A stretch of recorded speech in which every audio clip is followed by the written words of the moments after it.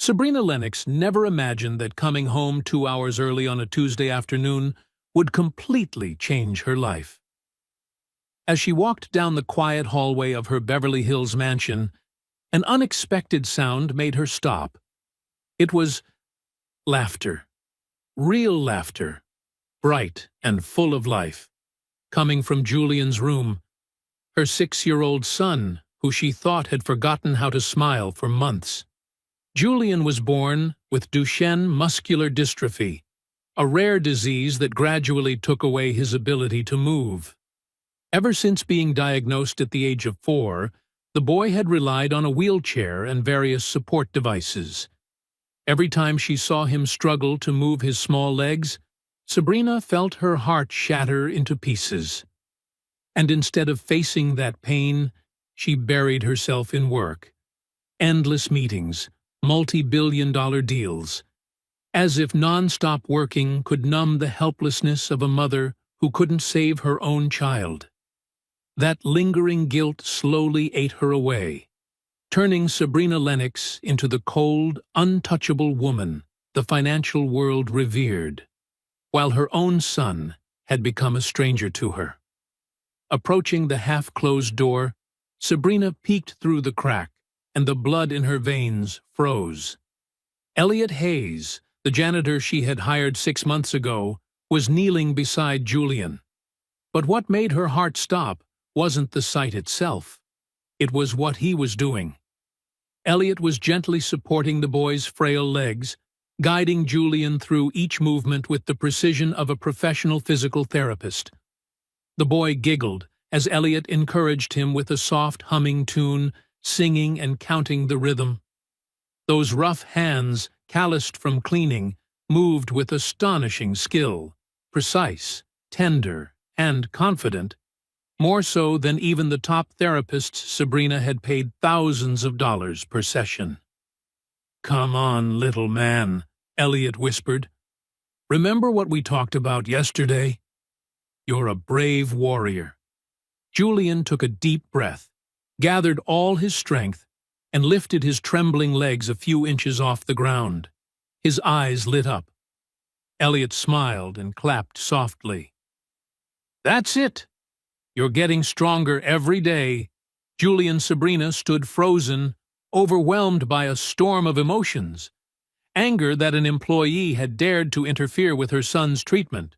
Confusion at seeing her child's sudden progress in just a few minutes. And heartbreak as she realized the person who could make Julian laugh wasn't her. Perhaps, deep down, there was also jealousy, the kind she didn't even dare admit to herself. But there was something else. Elliot spoke to Julian using precise medical terminology, referencing muscle groups, tension points, extension techniques, so naturally that it sent chills down Sabrina's spine. How could an ordinary janitor understand the human body with such expertise? That mystery clung to her mind, refusing to let go. And if you're curious about who this seemingly simple man really is, and how he would turn Sabrina's entire world upside down, don't forget to subscribe and follow the next chapter. Because one small act from Elliot that night would completely shatter the life of billionaire Sabrina Lennox. Elliot Hayes, 34, came from a small village in Oregon. His tousled brown hair, deep blue eyes tinged with sorrow, and rare but warm smile felt like early winter sunlight. His hands were calloused, his back slightly stooped, traces of years spent doing hard labor. 6 months ago, when Sabrina Lennox interviewed him through a staffing agency, the first thing that caught her attention was his gaze. Honest, calm, unpretentious. He simply said, "I need this job to support my daughter." "I'll work hard." Sabrina didn't hire him because of a polished resume. In fact, his file was so bare it looked almost empty, but because of a quiet instinct that told her this man could be trusted. Over the past 6 months, Elliot proved that instinct right every single day. He arrived an hour early each morning, never once asked for overtime pay. His work was meticulous, careful, and he never complained. But what Sabrina didn't know was this. Each night, after finishing his shift at the Lennox mansion, Elliot took 2 buses back to a tiny apartment in Burbank, where he lived with his 8-year-old daughter, Nora. Nora had her father's blue eyes and blonde hair, usually braided into 2 neat pigtails. Her smile was radiant, but her gaze was older than her years, the eyes of a child who had already seen too much loss. 2 years earlier, Nora's mother, Elena, had died from late-stage breast cancer. Before her death, they had spent every cent of their savings on treatment, leaving Elliot with crushing medical debt and a 6-year-old girl traumatized by grief. Nora was not like other children. She was on the autism spectrum, which made communication difficult. After her mother, the one person who truly understood her emotional language, passed away, Nora nearly stopped speaking. She expressed herself through drawings, and Elliot learned to understand her through every line and color. He had no choice but to become both father and mother. Elliot read books, watched videos, and joined online support groups to learn how to care for a child with autism. He learned when Nora needed silence, when she needed a hug, and how to turn her meltdowns into moments of connection. Every morning, he woke up at 5, made breakfast, took Nora to school, then caught the bus to Beverly Hills. At night, no matter how exhausted he was, he sat beside her, drawing, talking about her mother, and learning together how to live on. What Sabrina never imagined was that the quiet man she'd hired carried a past he had tried to bury. A past that might explain why he knew complex physical therapy techniques so well. Sabrina Lennox, 42, was the CEO of Lennox Innovations, a $2 billion tech conglomerate in Silicon Beach, Los Angeles. She had sleek black hair, cold gray eyes, and the poise of a woman who could control everything, except her own emotions. Born into a middle-class family in San Francisco, Sabrina had worked relentlessly to reach the top. But every success came with a price. Her marriage to renowned architect Landon Lennox crumbled after their son, Julian, was diagnosed with a severe genetic disease. Unable to bear the pressure and Sabrina's endless work hours, Landon left 2 years ago for New York. He sent regular child support, but never called or visited. Julian slowly forgot his father's voice. To him, his dad became nothing more than a distant name. Since then, Sabrina turned herself into a fortress. She buried her feelings under work, spending 14 to 16 hours a day at the office. She hired the best medical teams, bought the most advanced therapy equipment, yet rarely stayed home long enough to spend a full afternoon with her son. Guilt clung to her like a shadow. Every time she saw Julian in his wheelchair, she wondered, was it my fault? Did I do something wrong during pregnancy? Though doctors assured her that Duchenne muscular dystrophy was caused by a spontaneous genetic mutation, that no one was to blame, logic could never quiet the storm inside her. So she distanced herself from her own child, and the further she pulled away, the more she lost connection, trust, and the tender bond of motherhood. Julian Lennox, 6, had curly blonde hair, bright green eyes, and a rare smile that could light up an entire room. He was born healthy and energetic, but soon after his 4th birthday, strange signs began.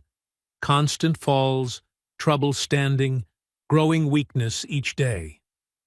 The test results were a verdict: Duchenne muscular dystrophy, a rare genetic disorder that weakens muscles until movement becomes impossible. There is no cure. The average life expectancy, 20 to 30 years. From that moment, Julian's life revolved around therapy sessions, tests, and tears. He relied on a wheelchair, leg braces, and help for even the simplest tasks. But the pain that hurt most was loneliness. His father was gone. His mother was never home. And his classmates didn't know how to play with the special boy. Julian, once a curious explorer, had turned quiet, withdrawn, and shut himself off from the world. Until the day Elliot Hayes walked into his life. A man who seemed to come only to mop floors, yet brought with him something no doctor or expensive treatment ever could: hope. That Wednesday morning, Sabrina couldn't focus on a single meeting. Charts, reports, numbers, all of it blurred into meaningless noise. The image of Elliot and Julian in that room replayed in her mind like a film stuck on an endless loop. By the afternoon, Sabrina made a decision. She would go home early. This time, not out of curiosity, but because she needed to confront it. She had to know exactly what was happening inside her own house, and inside her son's life. When she stepped into the kitchen, she found Elliot preparing a snack for Julian.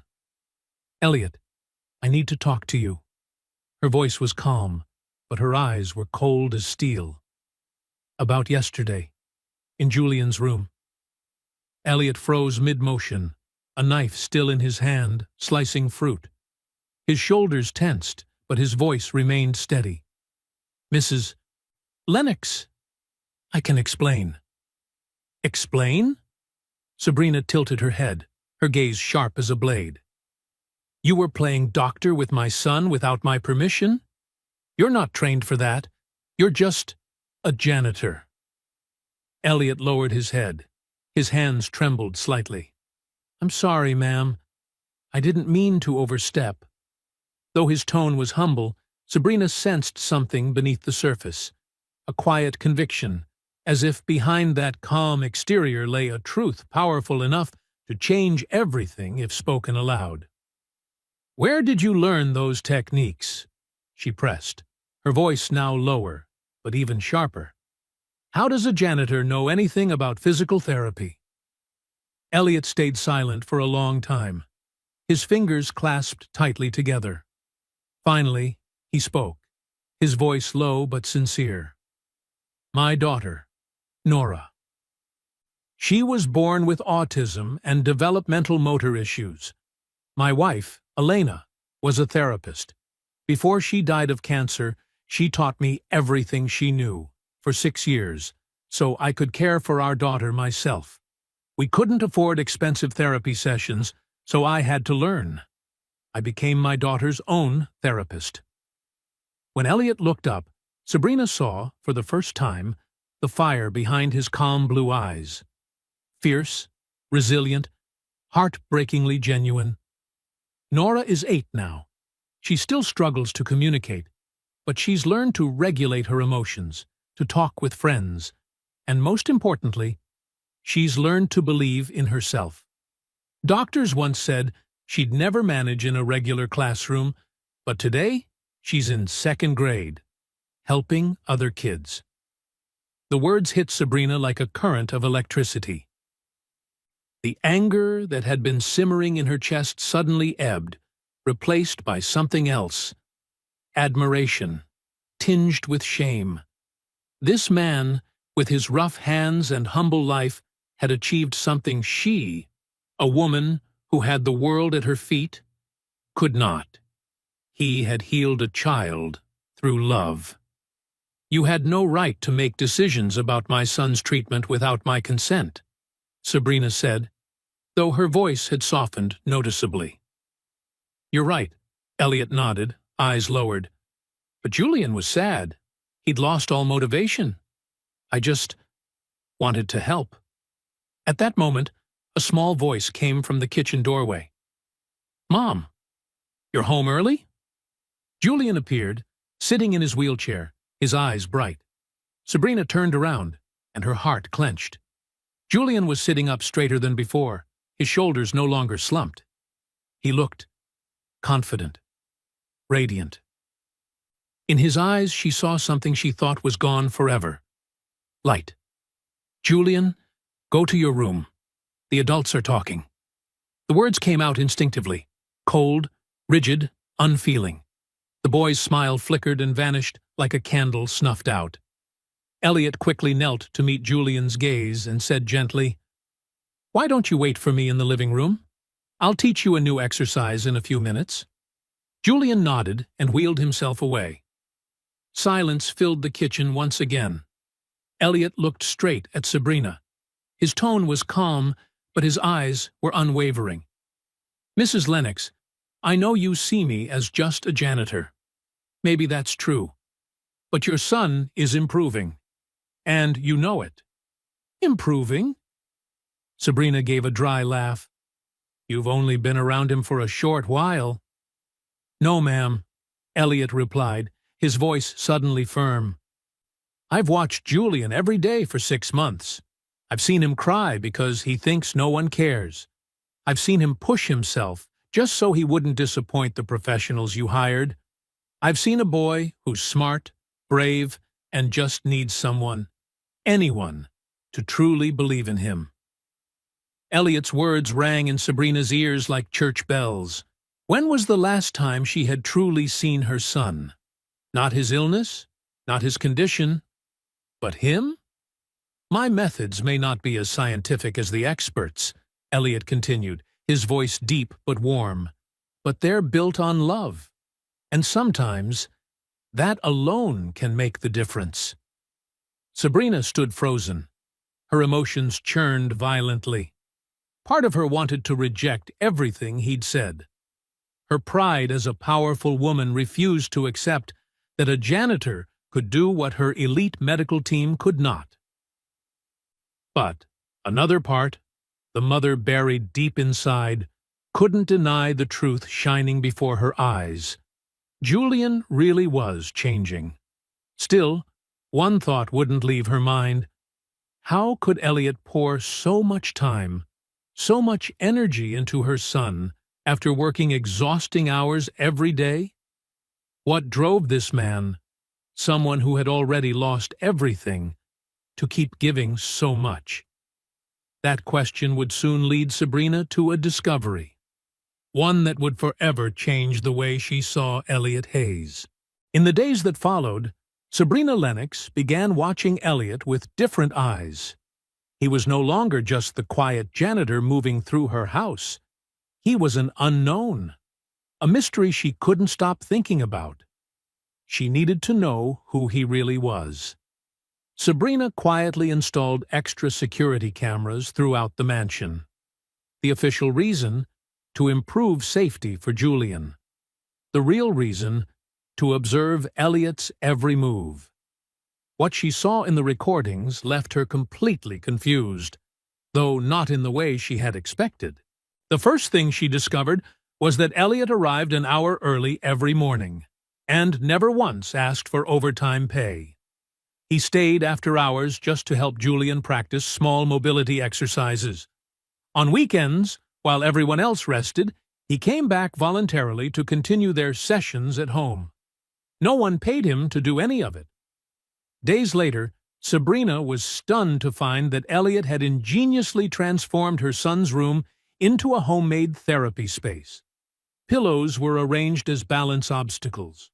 Old clothing elastic bands became resistance tools. Plastic bottles filled with sand turned into miniature dumbbells. Every ordinary household object in the multi-million-dollar mansion had been turned into makeshift rehabilitation equipment, used with care and precision. One afternoon, Sabrina found a thick notebook in Elliot's handwriting. Inside, he had documented every detail of Julian's progress. Which exercises worked best. The boy's emotional reactions to each session. Tiny milestones. Julian held his balance for 3 seconds. Julian lifted his left arm on his own 5 times. Each line brimmed with patience, compassion, and unwavering belief. It was more heartfelt and more human than any professional report Sabrina had ever seen. One afternoon, unable to resist her curiosity any longer, Sabrina decided to follow Elliot after work. She wanted to see how a man who gave so much of himself to her son lived when no one was watching. From afar, she saw Elliot leaving the gated community, taking 2 consecutive buses to a modest neighborhood in Burbank. He entered a small house with a neglected yard and peeling fence paint. About an hour later, he came out with a little blonde girl, around 8 years old. She walked a few steps behind him, not holding his hand, eyes fixed on the ground, shy and withdrawn.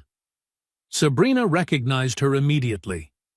Nora, the daughter he'd mentioned. They walked to a nearby park.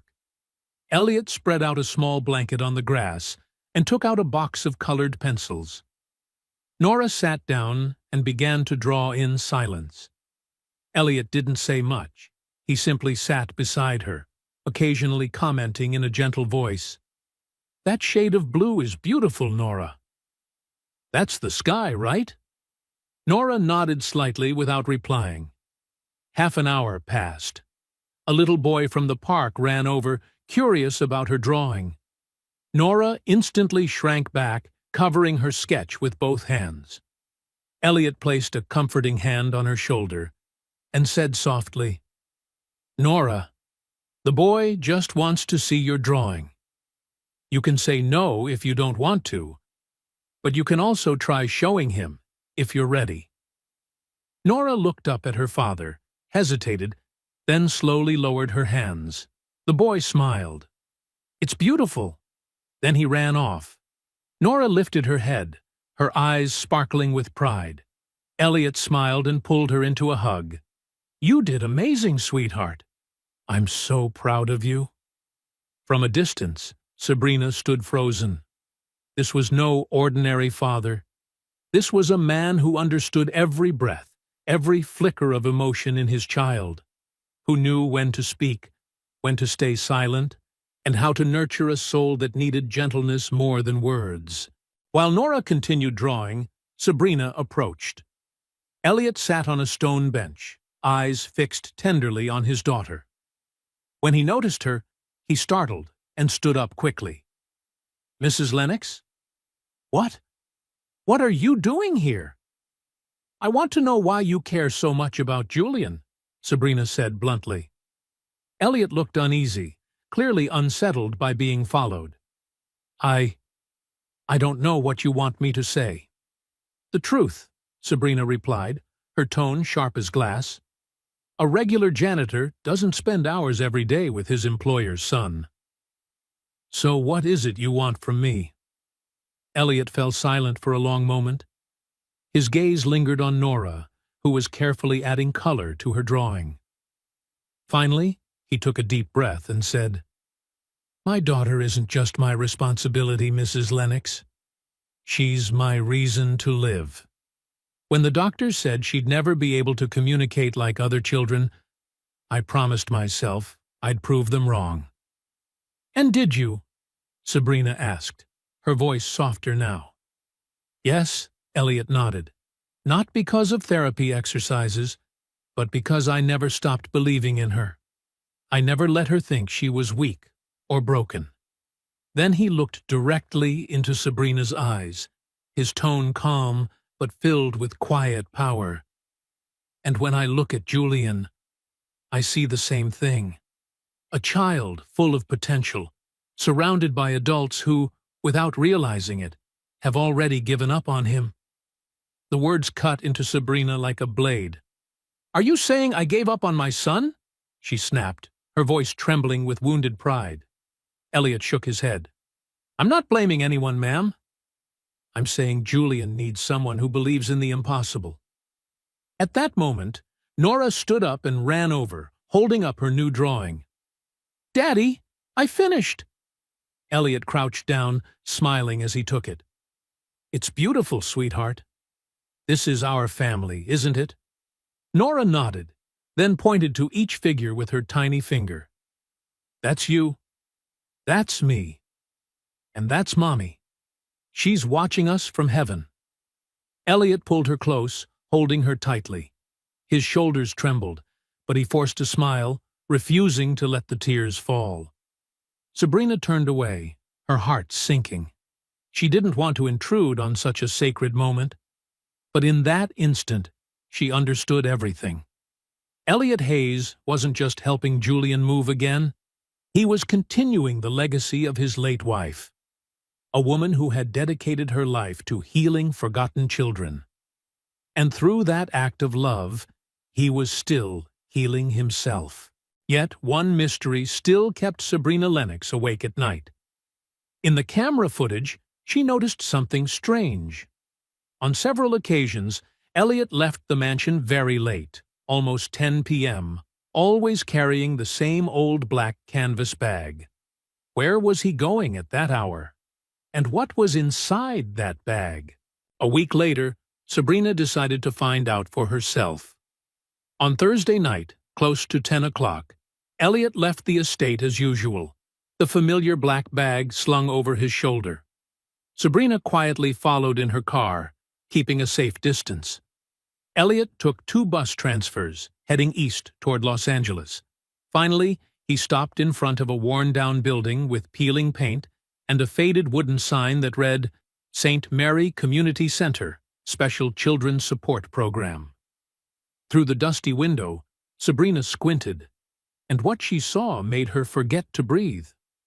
Elliot stood in the middle of a small, modest room, dimly lit by a few flickering fluorescent bulbs. Around him were more than a dozen children, each with their own battle. A boy in a wheelchair, his legs strapped in braces. A girl on crutches, taking slow, trembling steps. A child with Down syndrome stacking colored blocks. A few kids on the autism spectrum, just like Nora. Elliot, the man she once thought could only hold a broom and a mop, now stood at the heart of the room, guiding each child's movement, each breath. He spoke softly, patiently, with a touch of humor. The mystery bag was filled not with valuables, but with homemade therapy tools, elastic bands, soft balls, sand-filled bottles, foam cushions, even wooden spoons turned into reflex trainers. The children called him by one name, Teacher Elliot. Sabrina quietly pushed the door open and stepped inside, keeping to the corner. No one noticed her. A little girl named Maria, about 7, was trying to walk with leg braces. Elliot knelt beside her, his voice full of encouragement. Come on, Maria. Let's try 5 steps today, okay? Just 5. Maria pressed her lips together and nodded. Step by trembling step. 1, 2, 3. By the 5th, she burst into laughter, her face shining like sunlight. Elliot clapped his hands, his smile radiant. That's wonderful, Maria. Next week, we'll try 7. In another corner, David, a 9-year-old with Down syndrome, was carefully sorting colored blocks. Elliot watched him closely. Red goes with red, remember? You've got this. Buddy David tried, failed, and tried again, until finally the blocks matched perfectly. He shouted with joy. Elliot laughed and gave him a high five. Nearby, an exhausted older woman wiped away tears. When Elliot passed by, she caught his hand. Teacher Elliot, thank you. For 6 months, Maria hasn't smiled since the accident. And tonight, she did. You gave me my daughter back. Elliot smiled gently, his voice catching. Maria's brave, Mrs. Rodriguez. She's the one healing herself. From the corner, Sabrina felt her chest tighten. The man before her wasn't just teaching these children to move. He was teaching them to believe they deserved to live fully. When the session ended, parents gradually led their children home. Elliot stayed behind, cleaning the space and packing his tools. When he turned around, he froze. Sabrina was standing in the doorway. Mrs. Lennox, I saw everything, she said calmly, stepping inside. Her eyes swept the room, the cracked wooden floor, the peeling walls, the chipped plastic chairs. Yet the air felt warm, full of purpose and care. You do this every night? Not every night, Elliot replied quietly. Just 3 evenings a week. I spend the rest with Nora, And you don't get paid? No grants? No support? No, ma'am. It's volunteer work. Sabrina fell silent. Her throat tightened. Here was a man who took 2 buses each way, worked all day, raised a daughter alone, and still found the strength and compassion to help strangers' children. "Why, Elliot?" she finally asked, her voice trembling. "Why do you do all this?" Elliot sat down on an old chair, his hands clasped together. There was fatigue in his tone, pain, but also a quiet, unshakable light. "Because when my wife, Elena, was alive, she devoted her life to children like these. She was an occupational therapist. She didn't do it for money. She did it because she believed every child deserves a chance." He looked up, his blue eyes glistening. "When she died, I promised myself I'd continue her work. I don't have her degrees or her clinic, but I have these hands and this heart. And sometimes that's enough." Sabrina stood frozen, unable to speak. It felt as though someone had struck her straight in the chest. This was what true nobility looked like. It wasn't in money or power or prestige, but in the ability to give without expecting recognition. "Do you know you deserve far more than this?" Sabrina's voice softened. "You deserve acknowledgement. You deserve to be paid." Elliot simply smiled and shook his head. "I'm not doing it to be recognized, Mrs. Lennox. I do it because these kids need me." The words hung in the air, simple, unadorned, and utterly real. And in that tiny, run-down community center, they echoed like a sermon. For the first time in her life, Sabrina Lennox, the woman who once believed she had everything, realized there are things in this world money will never be able to buy. The next morning, Sabrina Lennox sat in her glass-walled office, staring out at the awakening skyline of Los Angeles. Yet her mind refused to settle. The numbers on her screen blurred, replaced by the faces of the children from St. Mary's Community Center. Maria's radiant smile, David's proud eyes, Mrs. Rodriguez's tears of gratitude, and above all, Elliot's image. The man she once dismissed as just a janitor had turned out to be a quiet hero, transforming the lives of dozens of children with nothing more than his hands and a heart full of kindness. But this time, Sabrina didn't want to understand him through camera lenses or secret notes. She needed to hear the truth from him, directly. That evening, Sabrina asked Elliot to stay after his shift.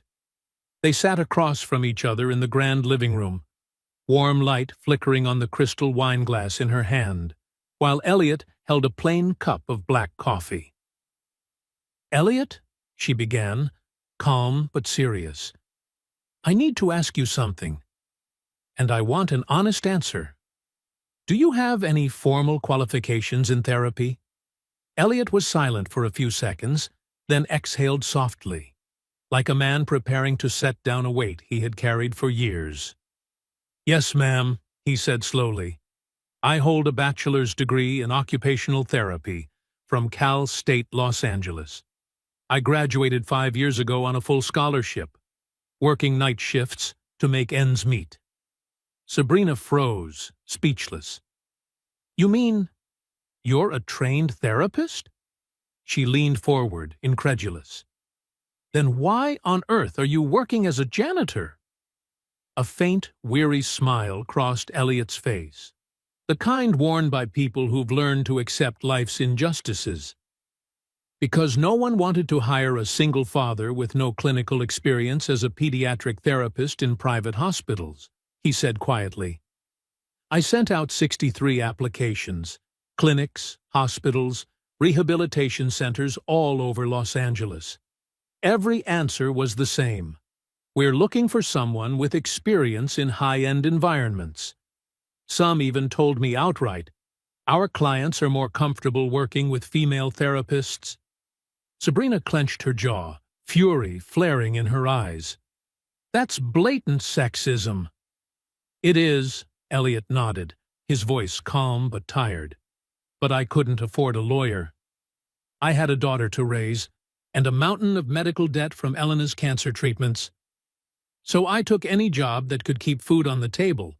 It was the first time Sabrina had heard Elliot's full story. The story of a father, a husband, and a man who had sacrificed everything for love and responsibility. Elliot told her that he and Elena met in college. She was a senior, he a sophomore. They fell in love, married young, and welcomed Nora before either had found stable footing in life. When Nora was diagnosed with autism at 2 years old, Elena left her job at an elite clinic to care for her full-time. Elliot, facing mounting expenses, dropped out of college and worked full-time. Construction, night shifts, whatever paid. But he never gave up his dream completely. At night, he studied online, took free courses, read every medical book he could find. After 4 years, he earned his degree. The very year Nora turned 6. 2 months later, Elena was diagnosed with stage 4 breast cancer. A year of desperate treatment consumed everything: money, strength, hope. When she died, Nora was only 6 years old. Elliot's voice faltered. "After Elena passed, I tried to re-enter the field. But no one would hire me. They said I lacked hands-on experience, and I needed flexible hours to care for Nora, something private clinics would never allow." He looked directly at Sabrina, his eyes weary yet unwavering. "Eventually, I realized I had to choose my career or my daughter, and I chose her." Silence filled the room. Heavy, almost sacred. For the first time, Sabrina saw him not through the eyes of an employer, measured by status, title, income, but as a man who had given up everything for love, compassion, and duty. "How did you find St. Mary's Community Center?" Sabrina asked softly. Elliot gave a modest smile. "I didn't find it," he said. "I built it." Sabrina blinked, taken aback. Elliot explained. A year earlier, he had returned to St. Mary's Church in East L.A., where he and Elena had once volunteered. He asked the parish priest for permission to use a small, unused back room to hold free exercise and mobility sessions for children with special needs. It began with just 3 kids, the children of neighbors and a few single mothers who couldn't afford therapy. Word spread quickly. 3 became 5, then 12, then 15. "Because I don't have an official therapy license, not enough clinical hours, I can't open a private practice," Elliot said. "But I can still teach movement and coordination exercises as a volunteer. It's the only legal loophole that lets me keep helping these kids." Sabrina nodded slowly, the puzzle pieces finally falling into place. "And when you met Julian?" "I saw Nora in him, and Elena," Elliot replied, his voice quiet. "A child who needed someone to believe in him. I know I should have asked for your permission first, but I was afraid you'd say no. And Julian needed help now, not after the paperwork." Sabrina didn't respond. She just looked at him, her expression softening, burdened with thought. "So," she asked gently, "everything you've done for Julian was real therapy?" "Yes," Elliot said firmly. "Every technique I used is evidence-based. The only thing I added," he paused, smiling faintly, "is something many professionals forget." "And what's that?" Sabrina asked. "Love," he whispered. And in that moment, Sabrina Lennox, the woman who once believed money could solve anything, finally understood.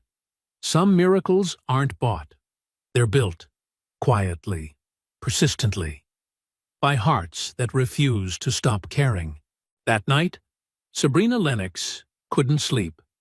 She lay still in the dark, the faint glow of the streetlights slipping through the curtains and painting pale streaks across the ceiling. Every word Elliot had spoken replayed in her mind. The story of Elena, of Nora, of the children at St. Mary's Community Center, and for the first time in years, she faced herself. For so long, Sabrina had lived by false values. She believed money, power, and status defined a person's worth. But Elliot, a janitor, had made her see that true greatness was found in the ability to give without expecting anything in return. The next morning, Sabrina woke with a decision that would alter both their lives forever. That morning, she called Elliot into her home office. The elegant room lined with books, bathed in warm light, overlooking the lush green garden. "Elliot, please, have a seat," she said, her tone calm but softer than usual. Elliot hesitated, sat down, his hands clasped tightly, a quiet tension in his eyes. "I've been thinking a lot about our conversation yesterday," Sabrina began, "and I realized I made a terrible mistake." Elliot swallowed hard, waiting. "My mistake," she said slowly, "wasn't hiring you. It was not seeing you, the real you, from the very beginning." She slid an envelope across the desk. "This is your new contract," Sabrina said. "I want you to become Julian's official private therapist. Your salary will be 6 times your current pay, full medical insurance for you and Nora, and flexible hours so you can still take care of your daughter." Elliot opened the envelope, his eyes trembling. "Mrs. Lennox, I don't know what to say." "Then let me finish," Sabrina smiled faintly. "I'm also funding a full renovation of the St. Mary's Community Center. You'll get new equipment, a professional team, and a permanent operating budget. I want you to lead it, as medical director, with full control over the program." Elliot froze. Tears filled his eyes and began to fall silently. "Mrs. Lennox, I can't accept this. It's too much. Too generous." "No, Elliot." Sabrina leaned forward, her voice firm but kind. "You can, and you will. This isn't charity. It's justice. You deserve recognition, not just for Julian, but for every child whose life you've changed." She paused, her voice softening. "And one more thing. I'll fund a full scholarship for you to earn your master's in pediatric therapy at USC. It's a flexible program. You'll still be able to care for Nora and continue your work." Elliot lowered his head, covering his face with both hands. He began to cry, not from sadness, but from release. The tears of a man who had endured too much and was finally seen. For years he had buried this dream, and now someone had just handed it back to him. But Sabrina knew the final decision didn't belong to her. It belonged to Julian. She called her son into the office. The little boy rolled in on his wheelchair, his cheeks rosy, his eyes bright. Sabrina knelt down, meeting him at eye level. "Julian, sweetheart, I have something important to ask you. Would you like Mr. Elliot to become your official therapist? That means he won't be cleaning anymore. He'll be here just to help you train." Julian's eyes widened, sparkling as if Christmas had arrived early. "Really, Mom? Elliot will be here more?" "Yes, honey. He will." Julian turned to Elliot, his smile wide and genuine, the kind of smile Sabrina hadn't seen in years. "Elliot, that means you're not leaving me, right?" Elliot knelt down and wrapped him in a hug. "I'm not going anywhere, little man. I promise." Julian squeezed his neck and whispered, "You're like the dad I never had." Sabrina froze.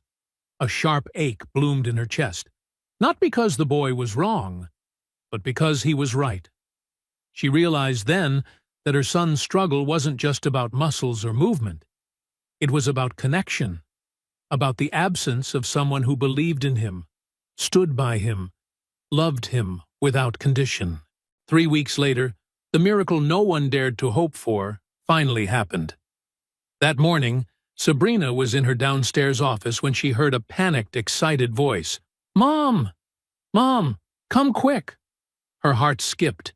She ran out and froze in the doorway. Julian was standing.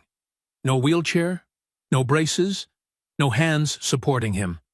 He was standing, trembling but upright. Elliot knelt in front of him, arms open just in case. "Mom, look!" Julian cried, his voice breaking with emotion. "I'm standing!" Sabrina covered her mouth, tears flooding her eyes. She took a slow step forward, afraid that even a breath might break the fragile magic of that moment. "You did it, Julian," she whispered, her voice trembling. "My brave boy." Julian took a deep breath, eyes bright with determination. "I'm going to walk now, Mom. Elliot says I'm ready." "Slowly, little man," Elliot said softly. "Remember what I taught you. Small steps, deep breaths, trust your legs." Julian nodded. 1, 2, 3. He lifted his right foot, moved it forward a few inches, then the left. The whole room held its breath. 3 steps. He took 3 full steps before his legs gave way, and he began to fall. But Elliot caught him in time. Julian clung to him, breathing hard, eyes shining. "I did it!" 3 steps, Elliot. "I did it." Elliot's voice broke as he smiled through tears. "I'm proud of you, Julian." So proud.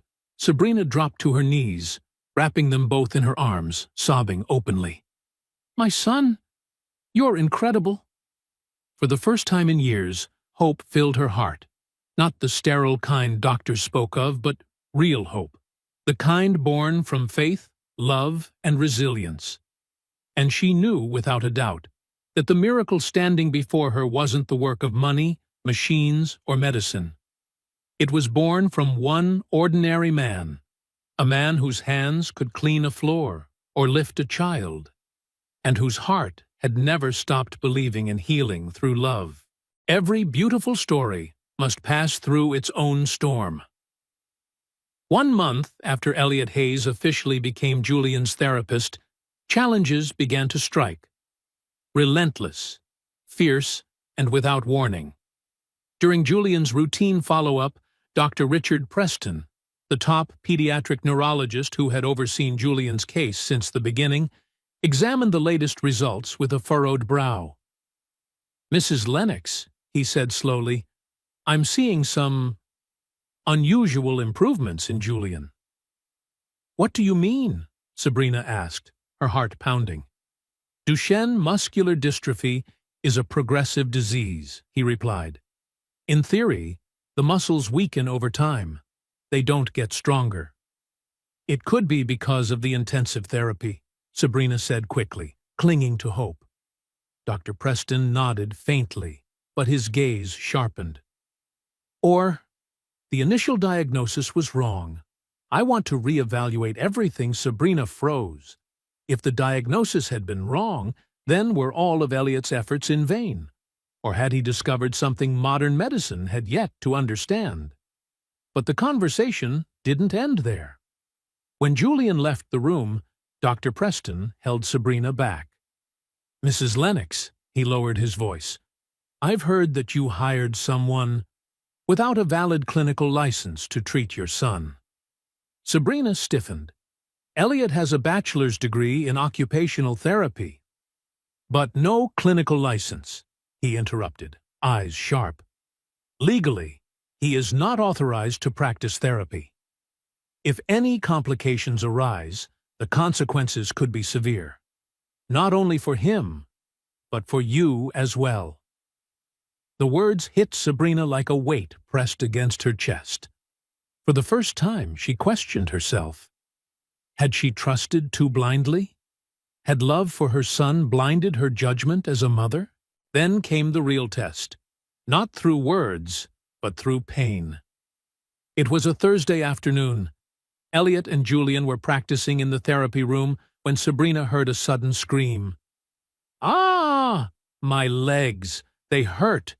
She raced down the stairs, her pulse pounding.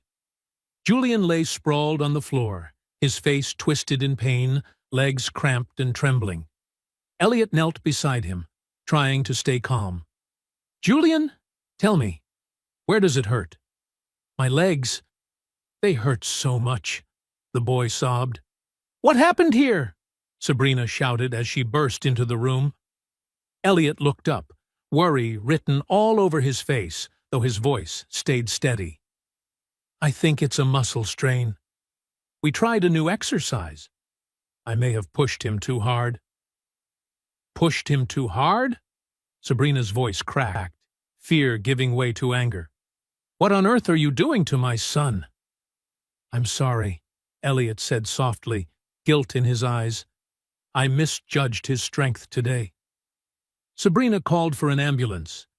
While waiting, she stood silently in the corner, not saying a word, not looking at him. Just hours ago, the distance between them had felt like trust. Now, it was a chasm colder than fear itself. At the hospital, the diagnosis was clear: severe muscle strain in both legs. Julian would need complete rest for at least 2 weeks.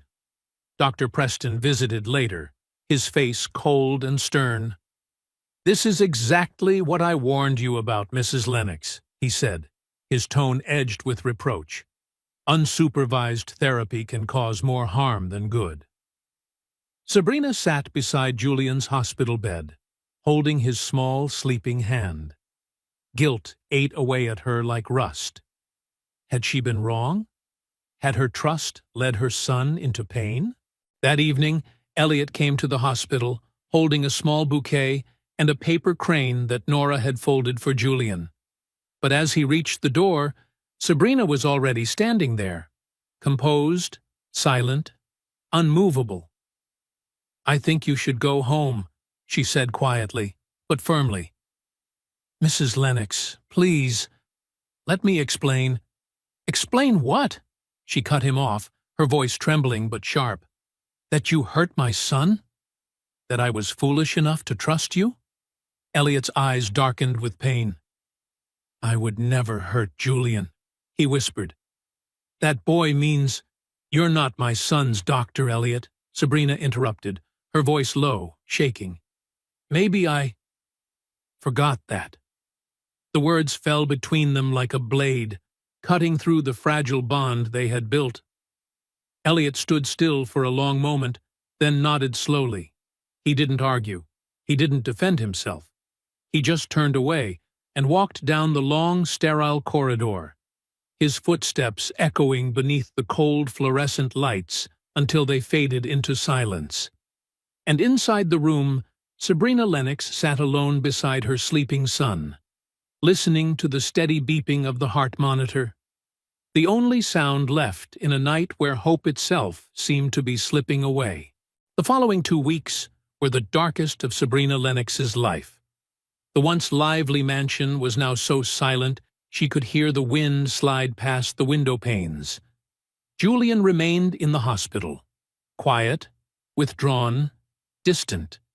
He asked about Elliot almost every day.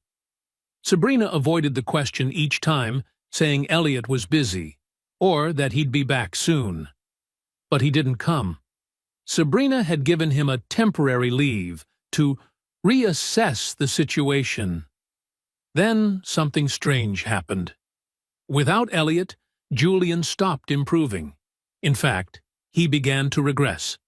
The new team of therapists Sabrina hired followed every textbook protocol, yet Julian refused to engage. He stayed silent, avoided their eyes, and spent most of his time staring blankly out the window. One night, as Sabrina sat beside his bed, Julian's small voice broke the stillness, faint but clear. "Mom, do you hate Mr. Elliot?" The question struck her like lightning. "No, sweetheart. Of course I don't. Then why isn't he coming back?" Tears rolled down his cheeks. "I miss him." Sabrina took his hand gently. "He made you hurt, Julian. Mommy just wants you to be safe." "It wasn't his fault," Julian cried out. "I wanted to impress him." "I tried too hard. It's my fault. Sabrina pulled him into her arms, guilt tightening around her chest like a vice. Through his sobs, Julian whispered, I love Mr. Elliot. He's the only one who really believes I can do things. Not like the doctors. Not like you. The last words pierced her like a blade. She stayed silent. Because he was right. Deep down, Sabrina had never truly believed her son could beat the disease. She had accepted it as an irreversible sentence. But Elliot hadn't. He believed, even when no one else dared to. Even when she didn't. The next morning, Sabrina called Dr. Richard Preston and asked to meet privately. Doctor, she began as they sat in his office, I need the truth. Was my son really improving before the strain? Or was it all just in my head? Dr. Preston sighed, removed his glasses, and opened Julian's thick medical file. Mrs. Lennox, I have to admit something. Comparing the current results to those from 6 months ago, Julian showed remarkable improvement. Muscle strength increased by nearly 40%. Motor coordination by over 50%. I've never seen such numbers in a Duchenne patient. Sabrina's eyes widened. Then, Elliot was right? Dr. Preston nodded slightly, his tone softer now. He did something. That much is certain. I can't explain it medically. Perhaps a combination of physical therapy and psychological influence. Julian believed in Mr. Hayes, and sometimes belief itself creates real, measurable change. He paused before continuing. As for the muscle strain, honestly, that can happen in any intensive rehabilitation program, even under my supervision. According to the records, Mr. Hayes handled it properly. He stopped immediately, assessed the situation, and called for help. There were no professional mistakes. Sabrina felt as if a massive weight had been lifted off her shoulders. Then, Doctor, what should I do now? Dr. Preston smiled faintly. Bring him back. But this time, do it the right way. I'll work with Mr. Hayes. As a team. I'll bring the medical foundation, and he'll bring what we doctors often forget. Love and faith. That afternoon, Sabrina drove to Burbank, where Elliot lived. It was the first time she had truly stepped into his world. A modest apartment, 1 bedroom, a small living area that doubled as a kitchen, and a narrow bathroom. Not luxurious, but tidy and peaceful. On the walls hung dozens of Nora's drawings, bright suns, sunflowers, and one picture of a smiling boy in a wheelchair between 2 people. When Elliot opened the door, he froze. Mrs. Lennox? May I come in? He nodded and stepped aside. Nora sat on the floor, coloring quietly. She looked up, curious but silent. Hello, Nora, Sabrina said gently. Your drawings are beautiful. The little girl glanced at her father, waiting for his cue. Elliot gave a small nod. Nora hesitated, then picked up her newest drawing and handed it to Sabrina. It showed 3 figures, a man, a blonde girl, and a boy in a wheelchair, all smiling beneath a blue sky. That's Julian, Nora said softly, her first words to Sabrina. You know Julian? Dad told me, she said, a small smile appearing. He said Julian's really brave. Sabrina held the picture tight, her throat closing. Elliot hadn't just helped Julian. He had taught his daughter compassion, empathy, and the courage to see good in others. After Nora went to bed, Sabrina and Elliot sat across from each other on the old sofa. The room was quiet except for the steady ticking of a wall clock. Elliot, Sabrina began, her voice trembling, I came here to apologize. I treated you unfairly. I blamed you for my own fear. Elliot shook his head gently. You don't owe me an apology. I was responsible for Julian's injury. Intentional or not, it was my fault. No, Sabrina said firmly, her voice cracking. "Julian pushed himself too hard. He wanted to impress you. And honestly, Dr. Preston said the strain was a normal part of recovery." Elliot's eyes widened slightly. "Dr. Preston said that?"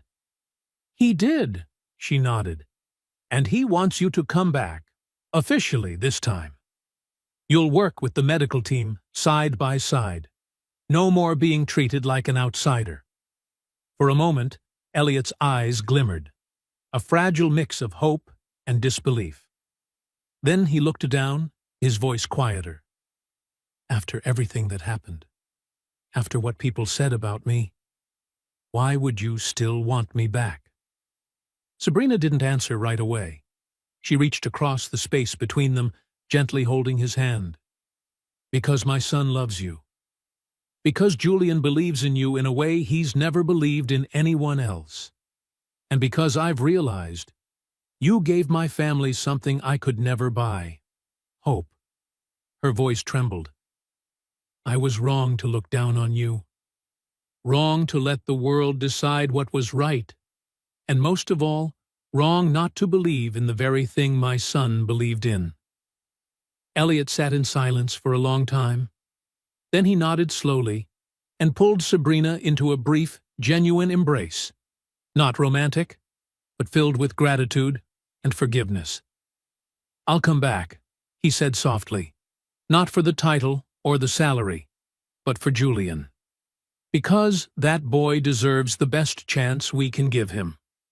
And in that moment, the two people who once lived in completely different worlds, a billionaire and a single father, finally shared something the same: the faith that love, given freely, can heal even the deepest wounds. Julian was discharged 1 week later. The moment he crossed the threshold of the mansion and saw Elliot waiting in the living room, his face lit up as if the sun had just risen inside the house. "Elliot!" he cried out, trying to run though his legs were still weak. Elliot stepped forward and pulled him into a tight hug. "I'm here, little man. I promised you. I'm not going anywhere." From that moment on, everything began to change. Dr. Preston kept his word. He set up an integrated care team for Julian, a model that blended medicine, therapy, and psychology. Dr. Patricia Morgan, child psychotherapist, helping Julian process emotions, overcome fear, and build confidence. Emily Ross, nutritionist designing a diet to support muscle regeneration and energy. Every week, the entire team sat together, around the small table in Sabrina's office, to review Julian's progress and adjust the therapy plan. For the first time, there was a perfect resonance between science and human kindness. The one who changed the most wasn't Julian. It was Sabrina Lennox. The woman who once spent 16 hours a day in meetings and multi-million-dollar deals began to scale back her schedule. Now, every afternoon at 5 o'clock, she left the office and drove straight home to be on time for her son's therapy session. At first, sitting on the floor in sweatpants to practice simple movements with her child felt awkward and self-conscious. The woman who used to live in stilettos and boardrooms now had to crouch down and place her hands on her son's trembling legs. Elliot guided her gently. "Mrs. Lennox, place your hands here. Feel Julian's muscles as he tries to lift his leg. You'll notice the difference between tension and relaxation." Sabrina followed, her hands shaking, and for the first time, she truly connected with her child, not through words, but through feeling. She could sense each muscle working, each careful breath, each small victory Julian earned. "You're doing so well, Julian," she whispered, her voice unsteady but warm. "I'm very proud of you." Julian looked up, eyes round and shining. "Mom, do you really think so?" Sabrina smiled, tears gathering. "I've always been proud of you, sweetheart. I just didn't know how to say it." One Saturday afternoon, Sabrina decided to do something special. She invited Elliot and Nora to the mansion for lunch. Nora stepped into the vast house with wide eyes. She spun once in the foyer, looked up at the high ceiling, and whispered, "It's like a castle from a fairy tale." Julian, being guided carefully down the stairs by Elliot, beamed when he saw her. He could now walk with assistance, something that had seemed impossible just 2 months earlier. "Hi, I've heard all about you from your dad." Nora glanced at Julian, then at the wheelchair sitting in the corner, curious. "Dad said you couldn't walk." "I couldn't before," Julian said proudly. "But now I'm learning again. Your dad is teaching me." "Dad's really good," Nora replied simply, then smiled and held out her hand. "Do you want to see my drawings?" The two children wandered into the garden together, leaving the grown-ups in the sunny kitchen. Sabrina and Elliot prepared lunch side by side. A simple, unfamiliar scene. Mrs. Lennox, who once directed hundreds of employees, now carefully chopped vegetables, while Elliot stirred tomato sauce for pasta. "It's been a long time since I've held a kitchen knife," Sabrina chuckled softly. "That's okay," Elliot smiled. "I get the feeling you're good at anything you set your mind to, even cooking." "You do know how to encourage people," she replied, gentler than she'd ever been. They chatted easily, about work, about Nora, about the children at St. Mary's. Sabrina spoke suddenly, eyes drifting to the garden where the kids sat drawing. "Thank you for coming. And thank you for bringing Nora. Julian needs a friend." "Nora needs that too," Elliot said warmly. "She doesn't have many at school." "The other kids don't always understand her." "Julian is the same," Sabrina sighed. "Maybe the two of them can help each other." They fell quiet, watching through the window. Julian was trying to copy a drawing Nora had shown him, his lines clumsy, while Nora coached him patiently, without laughing or judging. "Nora has a special gift," Sabrina said. "She's very patient." "That's because she knows what it feels like when others aren't patient with her," Elliot replied slowly. "She's taught me more than I've ever taught her." Sabrina turned to look at him. In that moment, with the scent of tomato sauce filling the kitchen, she saw in Elliot not only a devoted father, but a man of patience, faith, and kindness. "You're a wonderful father, Elliot," she said softly.